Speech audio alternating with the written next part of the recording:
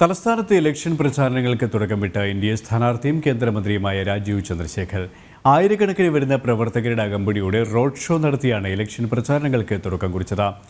പ്രചാരണ വാഹനത്തിൽ നിന്നും രാജീവ് ചന്ദ്രശേഖറിനൊപ്പം എസ് ശാലിനി തയ്യാറാക്കിയ റിപ്പോർട്ട്.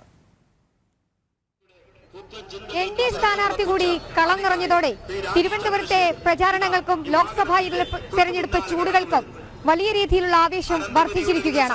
നമ്മളിപ്പോൾ ഉള്ളത് ലോക്സഭാ സ്ഥാനാർത്ഥി, തിരുവനന്തപുരം മണ്ഡലത്തിന്റെ ലോക്സഭാ സ്ഥാനാർത്ഥി രാജീവ് ചന്ദ്രശേഖറിനൊപ്പമാണ്. അദ്ദേഹം ഇന്ന് സ്ഥാനാർത്ഥി പ്രഖ്യാപനത്തിന് ശേഷം ആദ്യം തലസ്ഥാനത്തെത്തി. വലിയ രീതിയിലുള്ള ആവേശം ജനങ്ങൾക്കിടയിലും പ്രവർത്തകർക്കിടയിലും ഉണ്ടാക്കിയിട്ടുണ്ട്. അദ്ദേഹം ഇപ്പോൾ ജനം ടിവിക്കൊപ്പം ചേരുകയാണ്. സാർ, ആദ്യമായിട്ടൊരു സ്ഥാനാർത്ഥിത്വം തലസ്ഥാന ജില്ലയിൽ എങ്ങനെ കാണുന്നു ഈ ഒരു സ്ഥാനാർത്ഥിത്വം? അല്ല, എനിക്ക് എന്നെ തിരുവനന്തപുരം നമ്മുടെ കേരള നാടിന്റെ തലസ്ഥാനത്തിന്റെ ഒരു കാൻഡിഡേറ്റ് ആക്കി ഈ ഓപ്പർച്യൂണിറ്റി കിട്ടിയെന്ന് എനിക്ക് വളരെ അഭിമാനമുണ്ട്. പ്രധാനമന്ത്രി മോദിജി എന്നെ ഇങ്ങനെ ചൂസ് ചെയ്തു, അതുകൊണ്ട് ഭയങ്കര സന്തോഷമുണ്ട്, നല്ല സന്തോഷമുണ്ട്. ഗ്യാരണ്ടിക്കൊപ്പം എന്തൊക്കെ ഗ്യാരണ്ടിയാണ് രാജീവ് ചന്ദ്രശേഖറിന്റെ ഭാഗമായിട്ട് തലസ്ഥാനത്തിനുള്ളത്? മോദിജി ഗ്യാരണ്ടി ചെയ്യുന്നത് നമ്മുടെ നാടില് വികസനം എന്ന് പറഞ്ഞത് ഒരു നല്ല സ്പീഡിൽ വികസനിക്കും. നമ്മൾ 10 കൊല്ലത്തിൽ കണ്ട, ഇന്ത്യയിൽ കണ്ട മാതിരി അതെ നമുക്ക് ഈ 10 കൊല്ലത്തിൽ ഇന്ത്യയിലുള്ള വികസനം നമ്മുടെ നാട് കേരളം തിരുവനന്തപുരത്ത് അത് വന്നിട്ടില്ല. അതുമാതിരി തന്നെ നമ്മളിപ്പോൾ 10 കൊല്ലം നമ്മൾ ഇന്ത്യയിൽ കണ്ട മാതിരി ഇപ്പോൾ പ്രധാനമന്ത്രി പ്രൈം മിനിസ്റ്റർ മോദിജിന്റെ ഒരു വിഷനാണ് വികസിത് ഭാരത് ഉണ്ടാക്കാൻ. 100% ലിറ്ററസി, എല്ലാവർക്കും വീടുണ്ടാവും, എല്ലാവർക്കും എംപ്ലോയ്മെന്റും സ്കിൽസ് ഉണ്ടാവും, എല്ലാവർക്കും ഹെൽത്ത് സർവീസസ് ഉണ്ടാവും.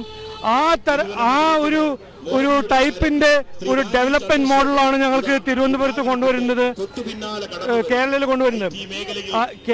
തിരുവനന്തപുരം എന്ന് പറഞ്ഞത്, തിരുവനന്തപുരത്ത് പണ്ടെല്ലാം IT-യില് തിരുവനന്തപുരം ഒരു ഭയങ്കര ഒരു പയനിയറിംഗ് സിറ്റി ആയിരുന്നു. ഈ ഒരു രാഷ്ട്രീയ സാഹചര്യത്തെ, പ്രവർത്തകരുടെ ആവേശത്തെ എങ്ങനെ തോന്നുന്നു, എന്ത് നോക്കി കാണുന്നു? എന്തോ നിലവിലെ രാഷ്ട്രീയ സാഹചര്യങ്ങൾ കേരളത്തിലെ, ഒപ്പം ഈ പ്രവർത്തകരുടെ ആവേശം എങ്ങനെ ഏറ്റെടുക്കുന്നു? അല്ല, ഞാൻ നോക്കൂ, ഇത് ഇന്നത്തെ റെസ്പോൺസ് കാണുമ്പോൾ വളരെ ഒരു ക്ലിയർ ആണ്. അത് എന്താണ് ക്ലിയർ? തിരുവനന്തപുരത്തെ ജനങ്ങൾക്കും തിരുവനന്തപുരത്തെ യുവാക്കൾക്കും അതേ സാധനം വേണം. ജോബ്സ് വേണം, സ്കില്ല് വേണം, ഇൻവെസ്റ്റ്മെന്റ് വേണം, ഫാക്ടറി വേണം, ടെക്നോളജിയിൽ സ്റ്റാർട്ടപ്പ് വേണം. ഇതെല്ലാം വേറെ സ്റ്റേറ്റിൽ കുട്ടികൾക്ക് കിട്ടുന്നത് ഇവിടെയും വേണമെന്നാണ് ഭയങ്കര ക്ലിയർ ആയിട്ട് എല്ലാവരും പറയുന്നുണ്ട്. ഇവിടെ വരാത്തത് ഇലക്ട്രോണിക്സ് മാനുഫാക്ചറിങ് ഇൻവെസ്റ്റ്മെന്റ്. ഇന്ന് നമ്മുടെ ഇന്ത്യയിൽ വലിയ ഫാക്ടറീസ് സെറ്റപ്പ് ആവുന്നുണ്ട്. അവിടെ ലക്ഷക്കണക്കിന് ജോബ്സ് ക്രിയേറ്റ് ആവുന്നുണ്ട്. ഈ ടെക്നോളജി സ്റ്റാർട്ടപ്പ് മേഖലയിൽ വളരെ ജാസ്തി ടെക്നോളജി സ്റ്റാർട്ടപ്സ് സെറ്റപ്പ് ആവുന്നുണ്ട്. നമ്മുടെ നാട്ടിൽ എന്താ വരാത്തത്? നമ്മുടെ നാട്ടിൽ തിരുവനന്തപുരത്ത് എന്താ ഈ 10 കൊല്ലമായിട്ട് ഈ ടെക്നോളജി എക്സ്പ്ലോഷൻ ആകുമ്പോൾ ഒന്നും ഉണ്ടാവാത്തത്? അതാണ് ഇപ്പോഴത്തെ ഒരു ക്വസ്റ്റ്യൻ. അതിനെ മാറ്റാൻ, അതിനെ ചേഞ്ച് ചെയ്യാൻ, തിരുവനന്തപുരത്ത് ഒരു ട്രാൻസ്ഫോം ചെയ്ത് സൗത്ത് ഇന്ത്യൻ്റെ ഒരു വലിയൊരു ടെക്നോളജി ഹബ്ബാക്കാൻ ആണ് ഞങ്ങളുടെ ഗ്യാരണ്ടി.